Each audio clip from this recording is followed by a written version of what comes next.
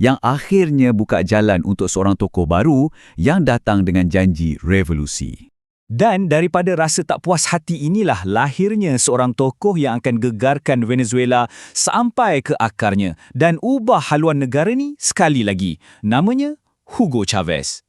Dia datang dengan satu idea yang agak radikal yang dipanggil Sosialisme Abad ke-21. Falsafah dia senang je. Kekayaan minyak negara ni bukan untuk syarikat swasta atau orang luar. Ia hak rakyat. Jadi, apa kerajaan dia buat? Diorang mula ambil alih syarikat-syarikat besar dan salurkan untung tu terus kepada program sosial untuk rakyat macam pendidikan dan kesihatan percuma. Tapi, perjalanan dia tak senang ya. Lepas je dia menang pilihan raya tahun 1998 dan buat perlembagaan baru, terus ada orang cuba jatuhkan dia. Ada cubaan rampasan kuasa pada 2002, ada referendum nak singkirkan dia tahun 2004. Itu semua ujian yang getir. Tapi, dia berjaya harungi semua tu.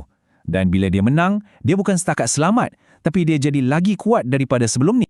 Jadi dengan sokongan rakyat yang kuat, kerajaan dia terus bergerak pantas. Satu-satu syarikat gergasi, minyak, telekomunikasi, elektrik, semua diambil alih oleh kerajaan. Parti-parti politik yang sokong dia, semua digabungkan jadi satu parti besar.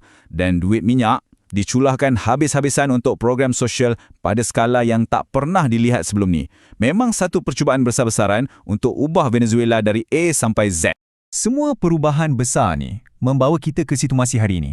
Tapi, ia masih tak selesaikan paradoks Venezuela tu. Malah, ia cuma buka satu babak baru dalam cerita yang nampaknya masih belum ada penamat.